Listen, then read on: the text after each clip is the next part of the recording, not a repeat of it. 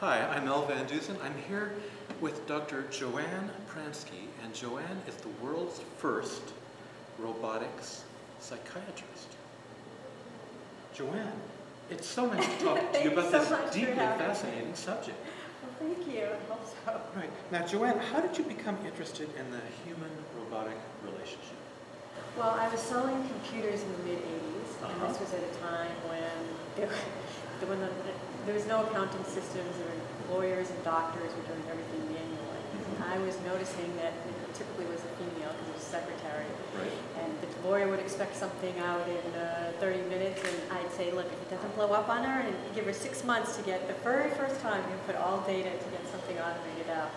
So I said to myself, we can't even program our VCRs, how are we ever going to be prepared for a future in which we live with robots? Because it was inevitable to me that was the rate that technology was increasing at, that would be our future. So I was always fascinated by how humans dealt with technology and their reactions. So, and how do you see that eventual future will be? Well, I see the future increasing ever so exponentially, and I see, much like computers, I guess would be the best and easiest analogy, much like our world depends upon computers, our world will at some point also depend upon robots. If you think of computers as the brain of a robot, and then you think of computers that may have appendages that allow it to walk or use its arms and communicate with us, then you're looking at an unbelievable evolution of technology. What kinds of robots are available in the marketplace today? In the marketplace today, well, the evolution started, of course, with industrial robots, those used in manufacturing. But the ones that are of interest to the consumer level are robotic vacuums. iRobot has sold several million of those. There are robotic lawnmowers. There are robots in the professional use set. So you might find a courier robot in a hospital delivering and helping a nurse by delivering items. There are robots used in the military. There are robots used just about in every single aspect. Agriculture, to help milking cows, for example, in space. Basically, wherever things are that are repetitive and dangerous is the perfect environment for a robot. But of course, there's also a tremendous amount in consumer robotic toys. What can we expect to see in a robot in the home? Expect to see in the future, or what you expect now? In the future. In the future, I think that you will see a robot that looks somewhat human and has many physical attributes that a human has, so it can come into our homes and go upstairs and do different chores for us, and perhaps act as a security guard and unload groceries for us. And I think the most natural form of that is going to be probably a two-legged entity that looks similar to us, but maybe not exactly like us, because that's what we as humans feel most comfortable with. It doesn't have to be that way, but that's what I think it will be, because I think that's what we as the public would want in our homes. But that's one idea of what a robot could look like. I mean, in my eyes, sometimes a robot just has to do a function and be affordable, like the robotic vacuum. It's perfect. It's small, it's round, it does a phenomenal job of scrubbing and vacuuming. But the ideal companion for us, I think, is a robot that looks like Monty. Monty? Why, thank you. Now, wouldn't you be great? This is amazing. How does this thing work? Well, Monty is one of the most complex, and we call them humanoids, in the world, and he's developed by a company called Anybots. And I can't tell you exactly the technological details, but I can tell you that he's teleoperated, which means he's controlled by another human being.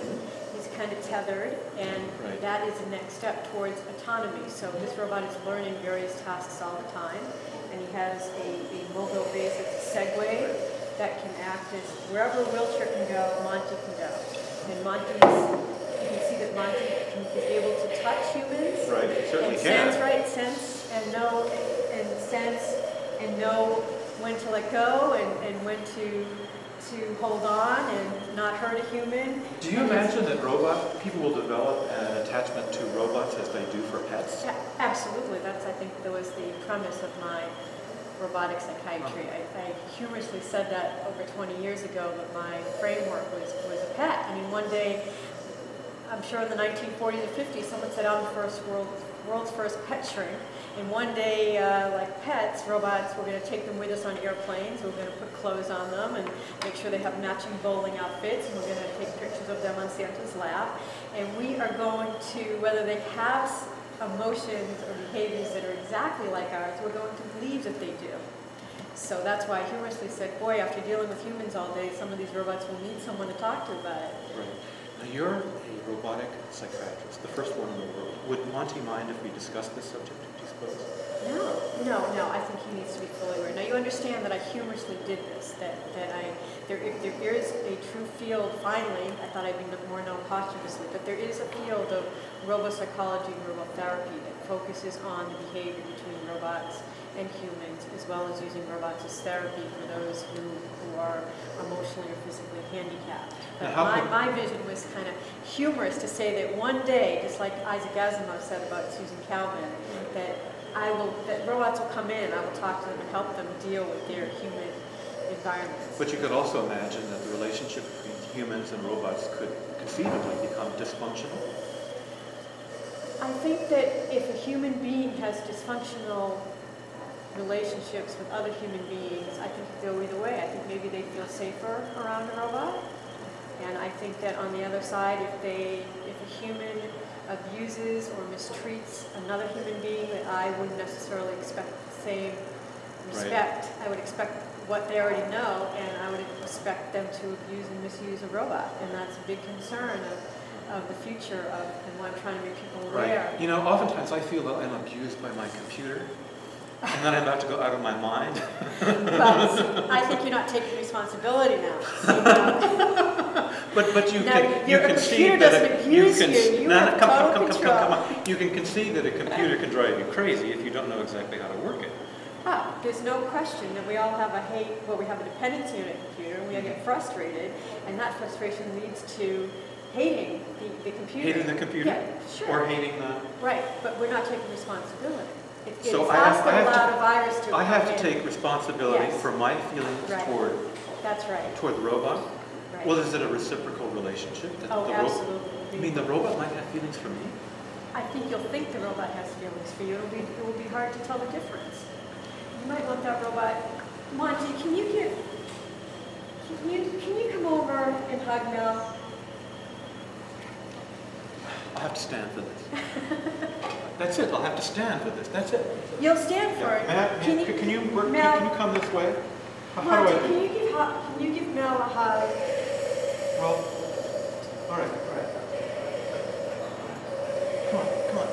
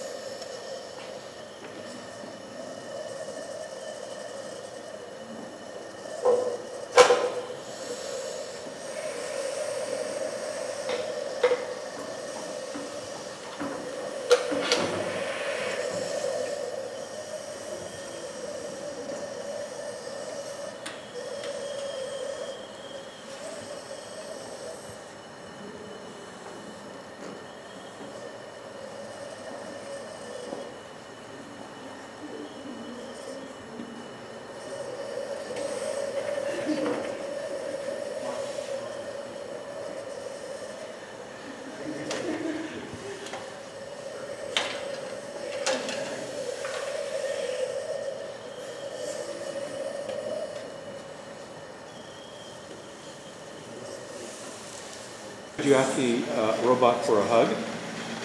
Well, you know, it's against the doctor-patient relationship, but I think we can make the exception. You know, I normally am not allowed to have personal relationships. Could you hug me? What else can you do?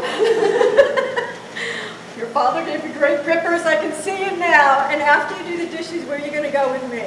Can you hug me? Can I hug you? See, robots are so safe. See? And if I never come out, it's okay. This is very enjoyable. Now, what I first love about humanoids is not only that, you know, this word, what does it mean, robots and humanoids? But what I see and what I like is that it looks very close to a human. I mean, that's what we humans want. It's going to be very hard for me to interact and have a personal assistant if it didn't look and act somewhat human-like, especially when it's going to be in our environment. So that's the first thing about him. The second thing is, as I mentioned, you know, his cameras, his eyes, and eyes are very important. I mean, where else would I look on a robotic being? You know, his torso, or maybe, it depends what it looked like, but, right, I need to see, eventually, his eyes are going to have expression, and he may smile, or I'm going to give him the feelings that I would like to see, right? Very similar. But what's most amazing is that, you know, he can balance, and he can move, and he can use his arms, and he can use his hands. What he represents, when I look at him, it's like, this is unbelievable. And he, through teleoperation, right? So perhaps my 85-year-old mother in Florida, from her computer, can send Monty all over the house to do the things she may need it to do, to cook, to clean, to carry her, to monitor her vital signs. But eventually, what this robot, Monty will learn from these tasks, and with Monty's intelligence, is one day these Montys, as a pioneer for other humanoids, will be autonomous. So, in other words, it'll act all by itself from what's learned in the environment. It'll know where the dishwasher is, and it'll know exactly what my day is like, and how to assist me best in my day, and how to do all the repetitive and mundane, so that I have more time, and that my life can be easier, hopefully more time for other humans, but like I said, if not, and when I'm older, I think Monty would make a great companion for me. So when I look at Monty, or when I interact with Monty, I'm looking at, wow, it's 2008, and who would ever have believed that this is a humanoid that can load and run a dishwasher and unload a dishwasher.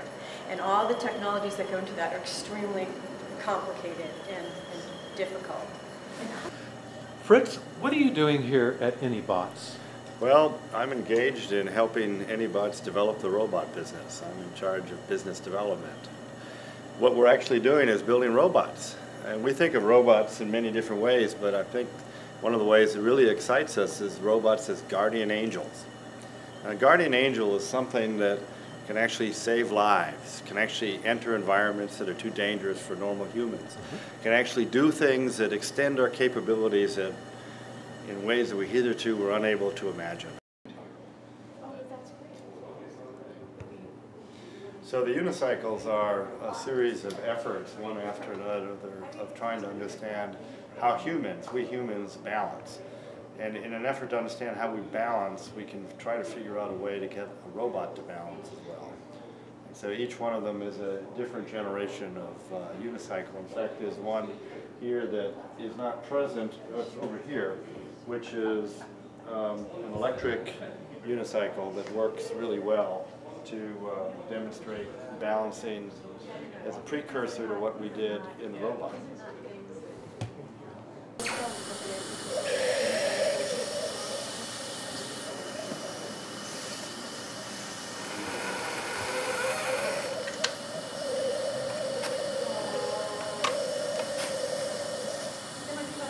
Your brother.